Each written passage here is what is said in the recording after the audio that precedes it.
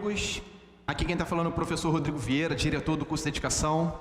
Então, pessoal, eu estou aqui hoje dando uma aula sobre teoria da burocracia, que é um assunto muito cobrado aí para a Força Aérea Brasileira, Marinha, Exército, vários concursos, né, cobram sobre teoria geral da administração e, especificamente, eu estou na Escola da Burocracia, teoria da burocracia, cujo principal autor é o Max Weber. Né?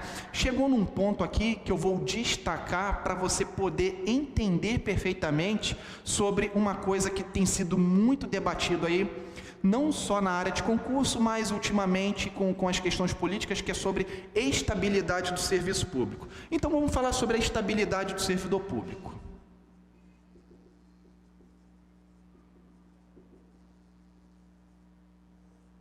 Beleza? Estabilidade do servidor público. Pessoal, o Max Weber, ele era um defensor ferrenho de que o funcionário ou o servidor, ele pudesse ser blindado por uma questão muito simples, né? Eu vou pegar o conhecimento do livro do Leonardo Seck, que é um livro de políticas públicas, e comentar uma questão que caiu na prova de oficial do Exército para vocês poderem entender qual é o contexto.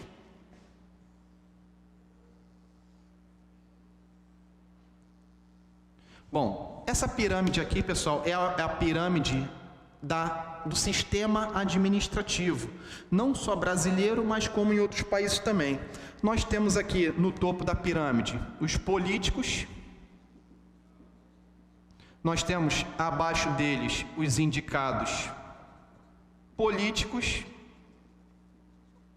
e nós temos aqui os chamados burocratas, né? Que são os servidores públicos, aqueles que carregam o piano pesado do serviço público. Como nós sabemos, né, e o Brasil ele é um Estado democrático de direito, o primeiro e o segundo nível, ele é transitório.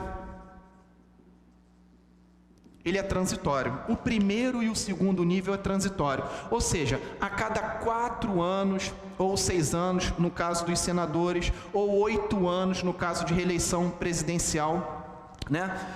Nós temos a troca do primeiro e do segundo nível. Então, essa transitoriedade aqui, ela não pode passar para o nível de baixo, porque nós somos a base da sustentação de todo o sistema do serviço público. Então, o Max Weber, lá na década de 20, né, no início do século 20, ele defendia que os burocráticos, os funcionários, os servidores fossem estabilizados. Mas por que esses caras aqui deveriam ser blindados? Por causa do seguinte, aqui, pessoal, nós temos a sociedade, que são as pessoas, as comunidades que todo o serviço público abraça, atende. O Max Weber sabia que se os burocratas fossem tão transitórios quanto são os outros 2 níveis, quem iria sofrer era a sociedade.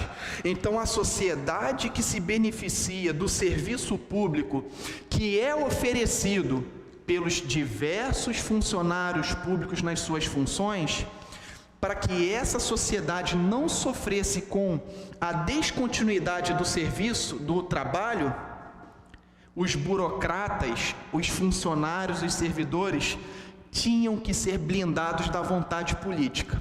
Então, qual era a ideia do Weber? É que o servidor público, aquele que presta o serviço à sociedade, não pode estar à mercê da vontade política, porque quando esse passar e esses passarem, esse deve permanecer para continuar atendendo a esse, sociedade.